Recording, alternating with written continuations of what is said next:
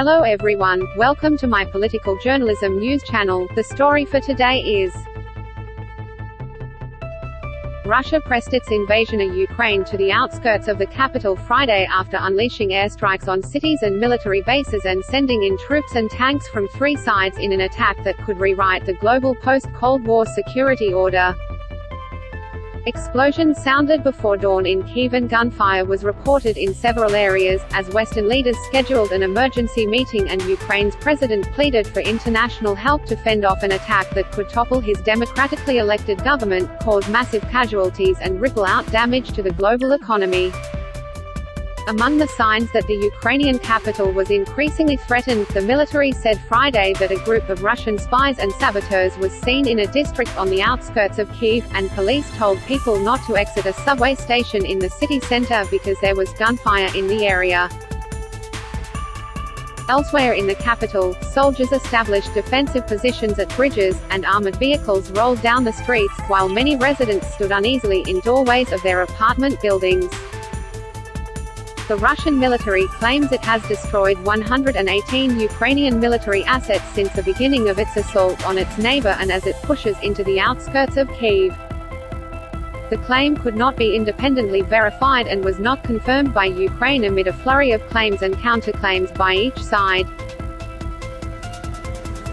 The Russian military claims it has destroyed 118 Ukrainian military assets since the beginning of its assault on its neighbor and as it pushes into the outskirts of Kyiv. The claim could not be independently verified and was not confirmed by Ukraine amid a flurry of claims and counterclaims by each side. U.S. Secretary of State Antony Blinken said Kyiv could well be under siege in what U.S. officials believe is a brazen attempt by Russian President Vladimir Putin to install his own regime. Ukrainian President Volodymyr Zelensky, whose grasp on power was increasingly tenuous, appealed to global leaders for even more severe sanctions than the ones imposed by Western allies and for defense assistance. "If you don't help us now, if you fail to offer a powerful assistance to Ukraine, tomorrow the war will knock on your door," said the leader, who cut diplomatic ties with Moscow, declared martial law and ordered a full military mobilization that would last 90 days.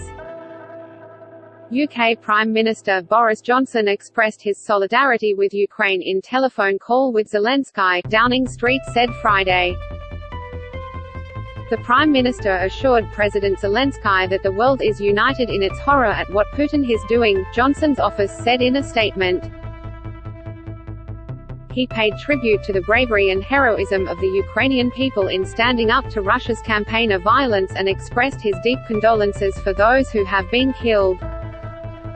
While former German Chancellor Angela Merkel has condemned Russia's attack on Ukraine, calling it a deep cut in European history after the end of the Cold War.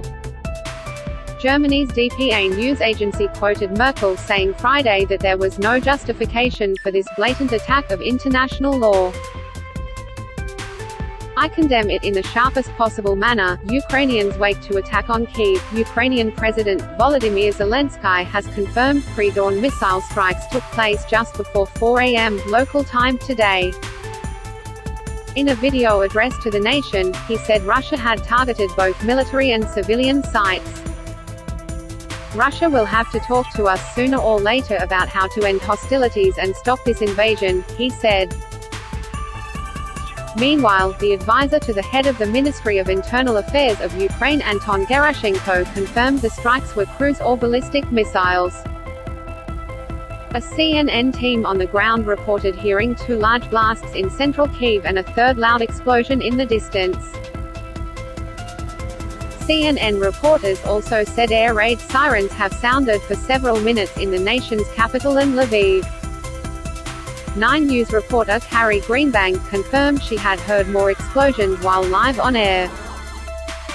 "We're also hearing the sound of low-flying military jets. We've actually heard a lot of that heading across Kyiv," Greenbank said. Greenbank also reported Ukrainian forces had claimed to have shot down a Russian aircraft. She said the forces said the aircraft had been flying over Kyiv and later crashed into a 9-story apartment building. Greenbank spoke of how she and the team sheltered in a bunker overnight due to the threat of missiles. We were sheltering in a bunker as well because at about 1:30 a.m. in the morning we got a warning that this central part of Kyiv might face missile strikes, Greenbank said. Greenbank added she and the team are on edge, we are taking as many precautions as we can in this situation, she said. If we have to leave quickly, we will. Mr. Zelensky said the government had information that subversive groups were encroaching on the city, and U.S. Secretary of State Antony Blinken said Kyiv could well be under siege in what U.S. officials believe is a brazen attempt by Russian President Vladimir Putin to dismantle the government and replace it with his own regime. U.S. Defense Secretary Lloyd Austin told lawmakers on a phone call that Russian mechanized forces that entered from Belarus were about 32 kilometers from Kyiv, according to a person familiar with the call, AP reported. The Ukrainian military is reporting significant fighting northwest of the nation's capital as Russian forces apparently try to advance on Kyiv from the north. The military said today a bridge across a river had been destroyed in the area of Ivankiv, about 60 kilometers northwest of Kyiv. The hardest day will be today. The enemy's plan is to break through with tank columns from the side of Ivankiv and Chernihiv to Kyiv. Russian tanks burn perfectly when hit by our ATGM's anti-tank guided missiles, Mr. Gerashenko said on Telegram. Ukrainian and U.S. officials said Russian forces were attacking from the east toward Kharkiv, Ukraine's second-largest city, from the southern region of Crimea, which Russia annexed in 2014, and from Belarus to the north. Ukraine's president slams allies for looking on from a distance. Mr. Zelensky earlier made a video address as Ukrainians wake to another day of Russia's invasion. He has urged resistance to the Russian invasion and criticized Ukraine's allies for the second time in just a few hours. This morning, we are defending our country alone, he said in a Facebook video post. Just like yesterday, the most powerful country in the world looked on from a distance. Russia was hit with sanctions yesterday, but these are not enough to get these foreign troops off our soil. Only through solidarity and determination can this be achieved, Mr. Zelensky added. It was the second morning of the all-out war. Full military mobilization ordered. Mr. Zelensky has ordered a full military mobilization to challenge the Russian invasion. He issued a decree saying the mobilization would last 90 days. He ordered the military's general staff to determine the number of those liable for service and reservists as well as the order of the call-up. Mr. Zelensky also said 137 civilians and military personnel have been killed so far in the Russian invasion of his country. He called them heroes in a video address in which he also says hundreds more have been wounded. Mr. Zelensky gave his cabinet the job of allocating funds to pay for the mobilization. In a video statement just released, Mr. Zelensky also said there are enemy sabotage groups in Kyiv, and that he has been identified as Russia's top target. According to our information, the enemy marked me as target number 1, my family as target number 2, Mr. Zelensky said. They want to destroy Ukraine politically by destroying the head of state. We have information that enemy sabotage groups have entered Kyiv. Neighboring countries take in Ukrainian refugees. Hungary has extended temporary legal protection to Ukrainians fleeing the Russian invasion, as countries in Eastern Europe prepare for the arrival of refugees at their borders. Hungary, which borders Ukraine to the west, has in the past taken a firm stance against all forms of immigration. It has controversially refused to accept refugees and asylum seekers from the Middle East, Africa and Asia. But in a decree published late Thursday, Hungary's government announced that all Ukrainian citizens arriving from Ukraine, and all third-country nationals legally residing there, would be entitled to protection.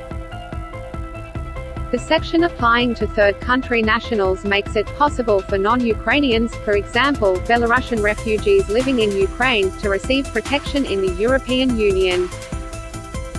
Prime Minister Viktor Orban has said that Hungary will play no part in the conflict between Russia and Ukraine, but that it would accept refugees arriving at its borders.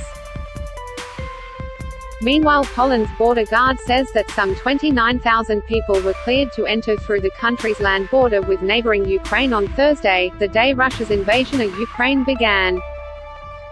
Before that, there were some 12,000 average daily entries from Ukraine into European Union and NATO member Poland, through land, sea and airport checkpoints, according to border guard statistics. Poland has lifted the requirement of COVID-19 quarantine or vaccination certificates for refugees from Ukraine. A number of reception centers with camp beds, soup kitchens and medical care have been organized in locations close to the border with Ukraine. Males banned from leaving Ukraine. Male Ukrainian citizens aged between 18 and 60 have been prohibited from leaving the country while martial law is in place. In a statement posted on Facebook, the State Border Guard Service of Ukraine said departure from Ukraine is restricted temporarily. It is forbidden to travel outside the borders of Ukraine for citizens of Ukraine, male gender between 18 to 60 years old, the statement said. It comes after Russia launched a wide-ranging attack on Ukraine on Thursday, Friday morning AEDT, hitting cities and bases with airstrikes or shelling, as civilians piled into trains and cars to flee. Speaking live on Ukraine's 1+1 TV channel, Ukraine's Minister of Healthcare Viktor Lyashko said hospitals and medical workers had also come under fire, including in Avdiivka and Vuhledar in Donetsk, with casualties reported among medical workers. Ukraine's government pleaded for help as it said Russian tanks and troops rolled across the border in a full-scale war that could rewrite the geopolitical order. Mr. Putin ignored global condemnation and cascading new sanctions as he unleashed Moscow's most aggressive action since the 1979 Soviet invasion of Afghanistan, and chillingly referred to his country's nuclear arsenal. He threatened any foreign country trying to interfere with consequences you have never seen. A path of evil, Russia attacks on multiple fronts. Ukrainian officials said their forces were battling Russians on a series of fronts. Russia has embarked on a path of evil, but Ukraine is defending itself and won't give up its freedom, Mr. Zelensky tweeted. Later, he offered Russia an end to the hostilities. It wasn't Ukraine that chose the path of war, but Ukraine is offering to go back to the path of peace, he said. He said the Russian airborne unit at an airport outside the capital of Kyiv was being destroyed. The Ukrainian leader said many Russian warplanes and armored vehicles across the country were destroyed, but didn't give numbers.